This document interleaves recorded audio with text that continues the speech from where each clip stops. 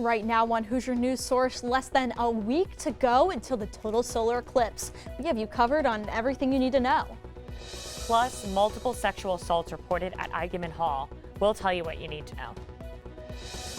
And a multi-use path project is on to the next step. We'll let you know what to expect. Hoosier News Source starts now.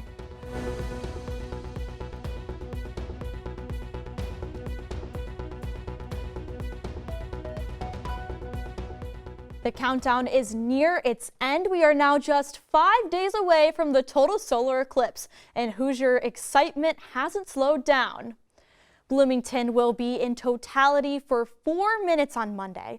Hello and welcome to Hoosier News Source. I'm Cali Lichter. And I'm Haley Ryan. We are your home for coverage of the total solar eclipse. That's right. So what can you expect come Monday? A partial solar eclipse will begin in Bloomington in the afternoon at 1:49 p.m. The moment of totality will start at 3:04 and last 4 minutes and 2 seconds. That's when it is safe to take off your eclipse glasses and experience the darkness. After totality, Bloomington will remain under a partial solar eclipse until 4:26. With time running out to get your eclipse glasses, it's important to make sure you're getting the right kind. Our Shelby Brown talked with an expert about how to protect your eyes when watching the eclipse and how to stay clear of fake eclipse viewers. The total solar eclipse is quickly approaching Bloomington, but it is crucial that everyone watching is wearing proper eyewear, such as eclipse glasses. These glasses, also known as solar viewers, were designed to protect our eyes when staring directly into the sun. Expert Hin Chung specializes in eye safety, and he said, So to view the sun directly and safely, you have to use solar eclipse viewers. So for example, this is a solar viewer, so you would look through this filter there to look directly at the sun. And so this is going to filter out the harmful light from the sun, the UV radiation, the infrared radiation, so that it doesn't damage the back of your eyes. While it is important to have proper eyewear when looking into the sun, it is also just as important to check and make sure the glasses you are using are not fake.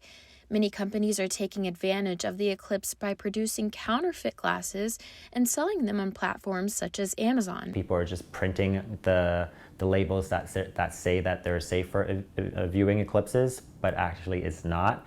So if you go on the American Astronomical Society website, AAS, they actually have a list of reputable vendors that they trust. If you do not want to go out and get eclipse glasses of your own, many schools at IU are handing out free eclipse glasses such as the Media School, School of Optometry, and many more. The main reason why this eclipse is such a big deal is because this is a total solar eclipse, which means for around 4 minutes it will be completely safe to stare directly at the sun with no glasses on. But anywhere outside of these 4 minutes, it is critical to wear eclipse glasses or else there is a risk of damaging your eyesight permanently.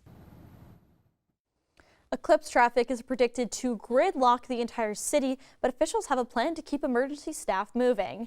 David Baker Avenue will be completely closed to all vehicles. It will be used as an emergency route for police and emergency vehicles to have an accessible route to the northern part of campus where thousands will gather for IU's planned eclipse festivities. It is one of the only total road closures for eclipse-specific activities in the area. The Indiana Department of Transportation is urging those traveling to have emergency kits ready to go. You'll want to include the items you see listed on your screen. With so many expected to hit the roads, gas shortages are possible, so be sure to stock up on gas. You'll also want to make sure you have jumper cables, water, extra food, and of course a first aid kit. And with cell services also expected to be an issue during the eclipse, IU and Monroe County are teaming up to provide a free text alert system. The alert system will be used to push notifications should the cell service go down. Those who want to opt in to the alert system should text MOCO Eclipse to the number you see there on your screen, 226787. The system will remove all users on April 10th. IUSTV News has you covered ahead of the big day. You can find links to eclipse events, safety tips, and eclipse questions all on our website. Just head to iustv.com/eclipse. a rape and sexual assault were reported at Eigenmann Hall over the weekend. We're told that IU's Title IX office forwarded a report on March 28th for an assault that allegedly happened on March 23rd. The case has been sent to the university for review. Then on March 30th, IU police collected a sexual assault exam kit at the IU Bloomington hospital. We're told the victim has not reported the case to IUPD and does not want to file criminal charges. A death investigation is underway after family found their loved one dead in their backseat of their vehicle Thursday. There's not much we do know, but police tell us this just happened before 5 in the parking lot of apartments off of Leonard Spring Drive in Barrage Lane. The Monroe County coroner is waiting for toxicology results.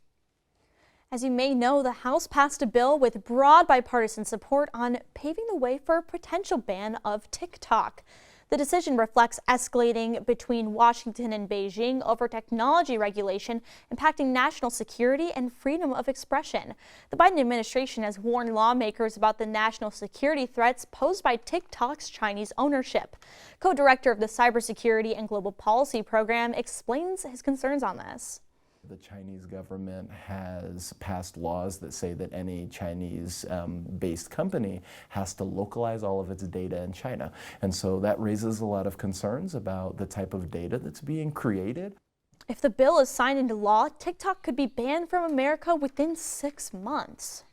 An IU freshman is making a name for himself in the fashion industry.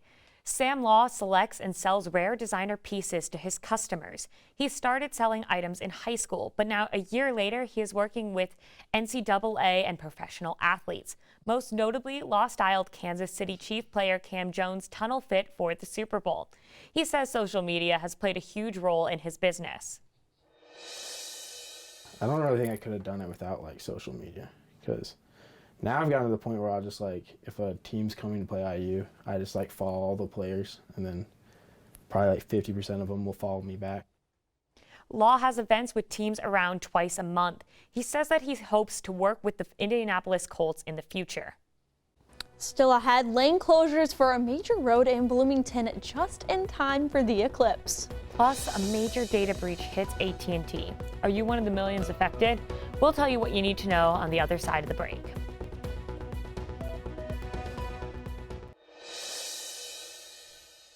A big trail project is moving ahead with the next steps.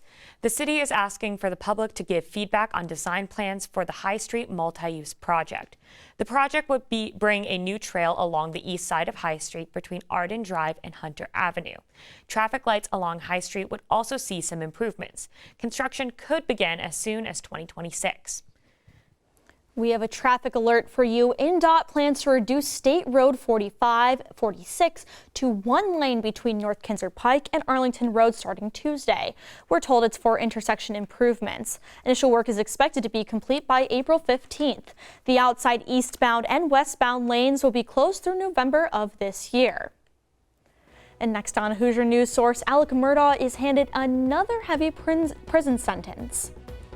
Plus, all eyes are on the skies after the recent rounds of rain. Quinton has a check of the forecast on the other side of this break.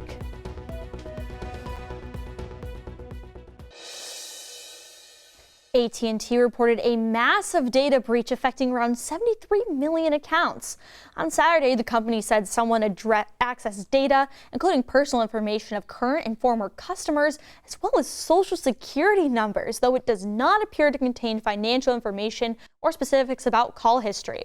They say the data was stolen, then shared on dark web around 2 weeks ago. AT&T is now telling customers to reset their account passcodes and stay vigilant about changes to their accounts or credit reports. Convicted murderer Alex Murdaugh received another prison sentence Monday. He was sentenced 40 years in prison for financial crimes involving stealing around $1 million from his law firm and clients. Last year, Murdaugh pleaded guilty to nearly 24 charges of conspiracy, fraud, and money laundering. He is currently serving 2 life sentences for the murder of his wife and his 22-year-old son. Inflation is back up once again. The Federal Reserve said their gauge for inflation jumped 2.5% for a 12-month span ending in February. January had a 2.4% increase. The Federal Reserve said they have been working to get inflation back down to 2%. There are a few glimmers of hope, though. Both the overall monthly pace of price increases slowed, as well as personal consumption expenditures, excluding energy and food. Turning to weather now, we have seen lots of rain over the last 24 hours, but the good thing is it has stayed pretty warm for the most part. Quentin Condra is in with the forecast, and Quentin, we hope the rain isn't anywhere near us come Monday. It won't be here on Monday. It'll be around here today, but it won't be here for the majority of our week we got planned. So for our eclipse on April 8th, I laid this out for all of our out-of-towners here on campus. This is your percentage for everybody going on back at home. As for here locally in Bloomington, we're here in that 4-minute mark. For our neighbors out here in Terre Haute, they're around that 3-minute mark. And then up here in Indy, they're around that 2-minute mark. For the weather on April 8th, like we were talking about, at 10 o'clock we have a 20% chance with clouds. But I think around 2 o'clock, those clouds are going to get out of the way with temperatures around 34. Around 6 o'clock, we'll see that sun stick around with temperatures around 70. As for when the eclipse starts, again, I think I got temperatures around 64 with partly cloudy skies and those clouds clearing throughout the day. With the start of the eclipse, the partial eclipse around 1:49, excuse me, with the start of the total eclipse around 3:05, maximum eclipse at 3:07, and then the end of the total eclipse at 3:09, and then the whole thing over with at 4:22.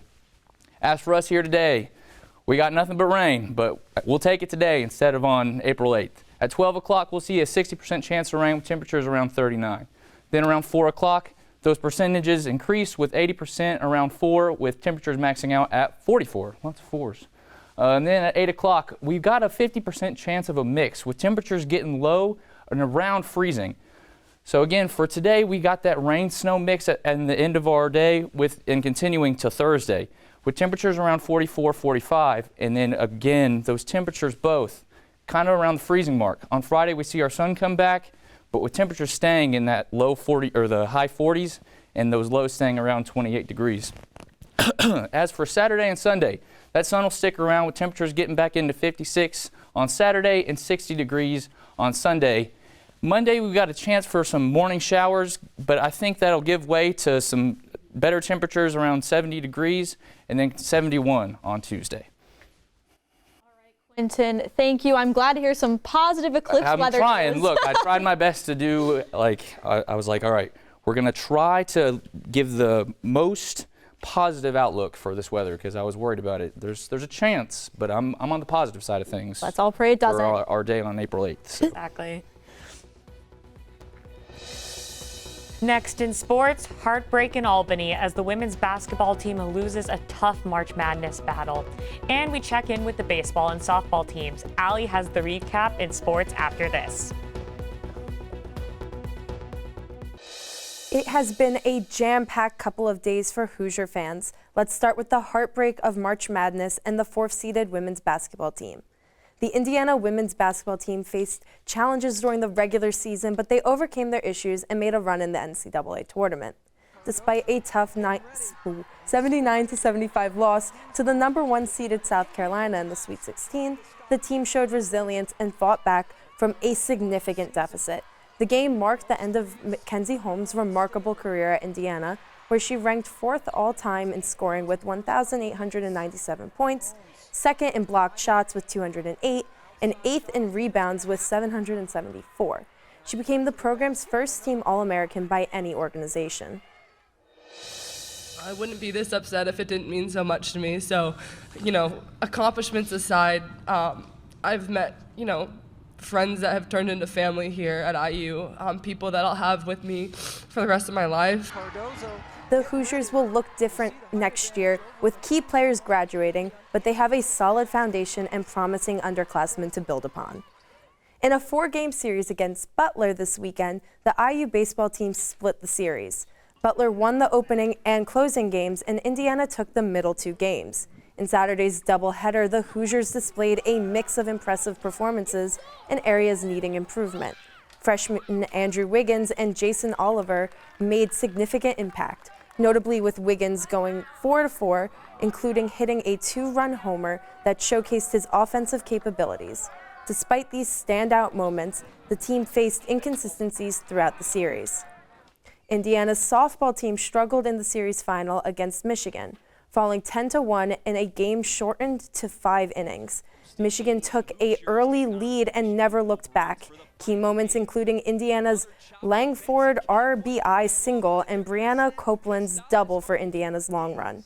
Michigan's offensive dominated, highlighted by Jessie Conaway and Lily Valdemort's home runs. Copeland stood out with a 2-for-2 performance at the plate, and freshman Alex Cooper made her first collegiate start as a pitcher. Despite the loss, Indiana looks ahead to a doubleheader against Purdue at home on Wednesday. That's all for sports, and back to you at the desk. All right, Allie, thanks. Let's get one last check of that 7-day forecast. All righty, I'll run you through it one last time now. So for Wednesday, we got that PM mix. So there's a chance of like maybe 1/10 of an inch on Wednesday night. And then continuing into Thursday, those temperatures will stay around 45 with still rain and snow throughout the day with temperatures around 32 for that low. Friday through Sunday, we got that sun coming back with temperatures gradually building over the weekend. And then Monday and Tuesday, those temperatures finally building to 70. And then hopefully that's our last cold bout, and it's nothing but warm temperatures from here on out. So, well, if April showers bring May flowers, I wonder what April snow brings. I don't know. Yeah, we'll have to think about that one, like workshop it. Now. Do you know why April is the cleanest month? Why? No. April showers. Yeah. Whoa, that blew my mind. Well, Quentin, thank you for the weather. Thank you for the jokes. Thank you for the laughs. And thank you for watching this week's Hoosier News Source. Y'all have a good one. For updates between newscasts, check out IUSTV.com. And we look forward to seeing you back here next week. Take care.